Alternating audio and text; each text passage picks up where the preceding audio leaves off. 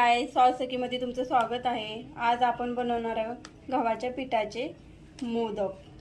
तर चला पाहूया काय काय लागतं साहित्य ते।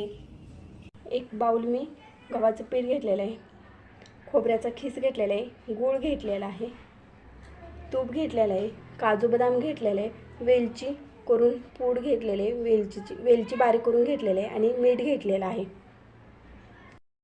आता आपण चपात्या करतो तशी कणिक मळून घ्यायची आहे आणि खोबरं आणि गूळ तूप हे आपण भाजून वगैरे घेणार आहोत।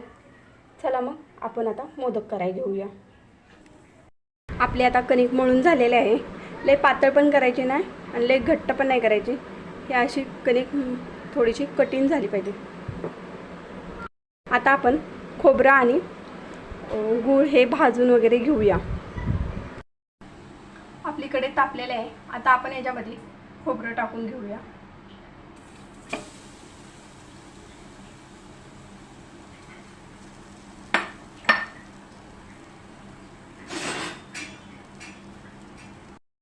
यामध्ये आपण आता तूप टाकून घेऊया।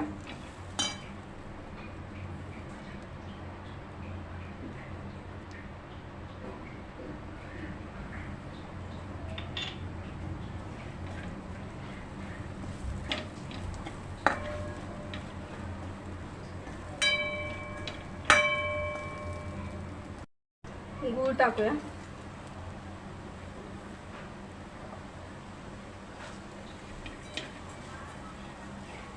हे सगळं असं एकदम मिक्स करून घ्यायचं आणि छानपैकी असं भाजून घेऊया। लालसर कलर आला पाहिजे, गूळ विरघळला पाहिजे। आपला गूळ पण विरघळलेला आहे। आता याच्यामध्ये आपण काजू बदाम टाकून देऊ।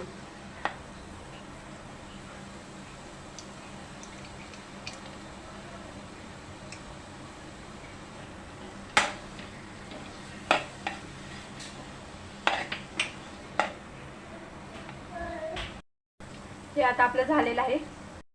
असं हे आपलं मोदकाचं सारण झालेलं आहे। आता आपण छोटे छोटे गोळे बनवून घेऊया। हे असे छोटे छोटे गोळे तयार करून घेऊया आपण मस्तपैकी मध्ये। बघा, आता आपण हे लाटून घेऊया।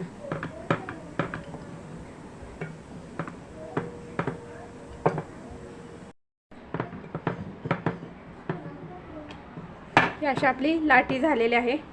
आता आपण याच्यामध्ये सारण घालून घेऊ।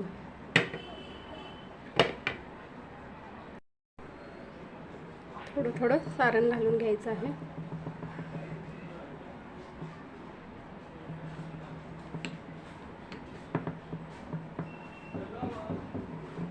आणि आपण हे असं मस्तपैकी मध्ये बनवून घेणार आहोत।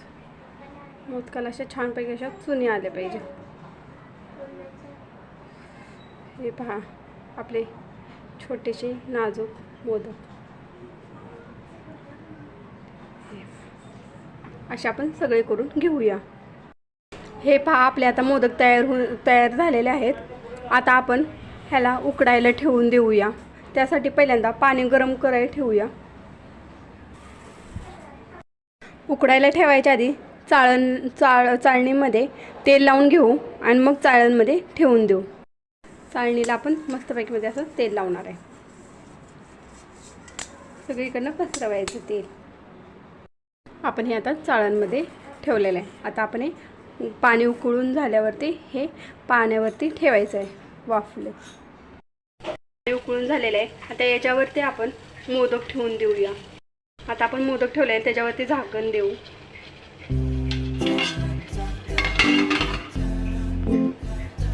10 ते 15 मिनिटं आपण हे असं झाकण लावून देणार आहोत। बारीक गॅस करून घ्यायचा आहे।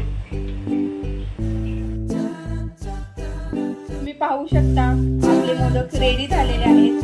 तर तुम्ही ना सॉसकीला लाईक करा, सबस्क्राईब करा आणि शेअर करा।